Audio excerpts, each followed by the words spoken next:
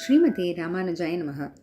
வசுதேவசுதம் தேவம் கம்சச்சாணூரமர்தனம் தேவகீ பரமானந்தம் கிருஷ்ணம் வந்தே ஜகத்குரும்.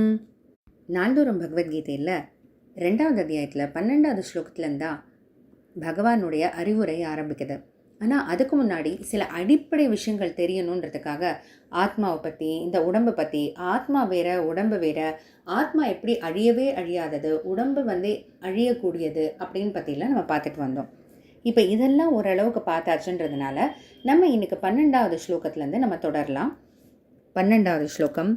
நத்வே வாஹம் ஜாது நாசம் நத்வம் நேமே ஜனாதிபாஹ நச்சைவ ந பவிஷ்யாமஹ சர்வே வயமதஃ பரம். அதாவது ஆத்மாக்கள் நித்தியமாக இருக்கக்கூடியது, எப்போதும் இருக்கக்கூடியது அப்படின்றது தான் இந்த ஸ்லோகம் மூலமாக பகவான் சொல்கிறாரு. ஆனால் அதை எப்படி சொல்கிறாருன்றதை பார்க்கலாம். நத்வே வாகம் ஜாதுநாசம், நான் நேத்தி இருந்தேன் இல்லை என்பதில்லை, அதாவது நான் நேத்தி இல்லை என்பதில்லை.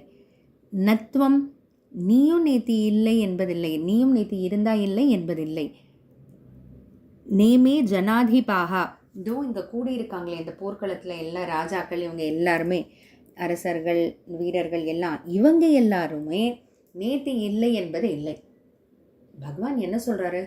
இப்போது கடந்த சில தொடர்களாக ஆத்மாவை பற்றி, உடலை பற்றி இதெல்லாம் தெரிஞ்சுக்கிட்டு ஒரு மாதிரியாக குழம்பி, ஒரு மாதிரியாக புரிஞ்சும் புரியாமல் இப்படியெல்லாம் ஒரு வழியாக 12வது ஸ்லோகத்துக்கு வந்துட்டோன்னு பார்த்தா இதில் பகவான் இன்னும் குழப்பறாரே அப்படின்னு பார்த்தா ஒன்றும் இல்லை. விஷயம் என்னவோ சிம்பிளானது தான். பகவான் இப்படி சொல்கிறாரு. ஆனால் ஏன் இப்படி சொல்கிறாருன்றதுக்கும் ஒரு காரணம் இருக்குது. இப்போது நான் நேத்தி இல்லை என்பதில்லைன்னா என்ன அர்த்தம்? நான் நேத்தி இருந்தேன். நீ நேத்தி இல்லை என்பதில்லைன்னா என்ன? நீயும் நேத்தி இருந்த. இவங்க எல்லாரும் நேத்தி இல்லை என்பதில்லைன்னா என்ன அர்த்தம்? இவங்க எல்லாரும் நேத்தி இருந்தாங்க. இந்த நேத்தி அப்படின்றது நேற்று அப்படின்னு இல்லை, நேற்று எஸ்டர்டே, நேற்று அப்படின்ற அந்த அர்த்தம் இல்லை, கடந்த காலம் அப்படின்ற அந்த அர்த்தம். அப்போது பகவான் என்ன சொல்கிறாரு? நான்ற அந்த ஆத்மா கடந்த காலமும் இருந்தது, நீ அப்படின்னு சொல்லக்கூடிய அந்த ஜீவாத்மாவும் கடந்த காலத்தில் இருந்தது. இங்கே கூடியிருக்காங்களே எல்லாரும், இவங்களுக்குள்ளே இருக்கிற ஜீவாத்மாக்கள் எல்லாமும் கடந்த காலத்தில் இருந்தது.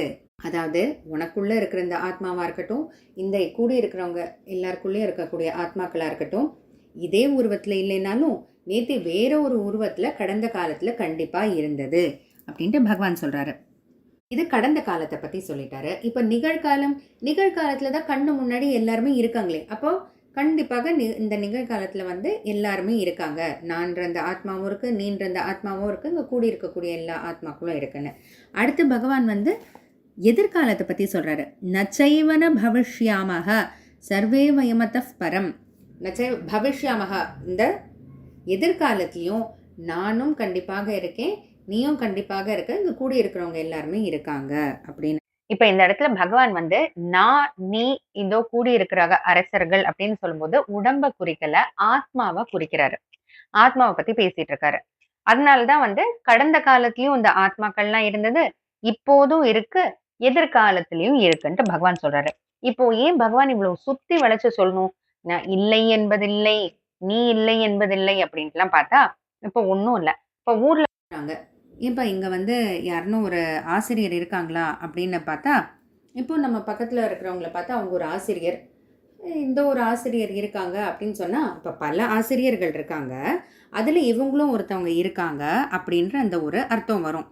ஆனால் இது இவங்களை விட்டால் வேறு ஆசிரியரே இல்லைன்னா என்ன அர்த்தம்? ஒரு அழுத்தமாக நம்ம சொல்கிறோம் இல்லையா, அப்படிப்பட்ட ஆசிரியர் இவங்க அப்படின்னு நம்ம சொல்கிறோம் இல்லையா, அது போல தான் இப்போது நேற்று இருந்தேன் அப்படின்னா என்ன அர்த்தம்? அப்போது இருந்தேன்றது ஒரு அழுத்தமாக இல்லையே, இருந்தாலும் இருக்கலாம் போல இருக்கேன்னு தோணும்.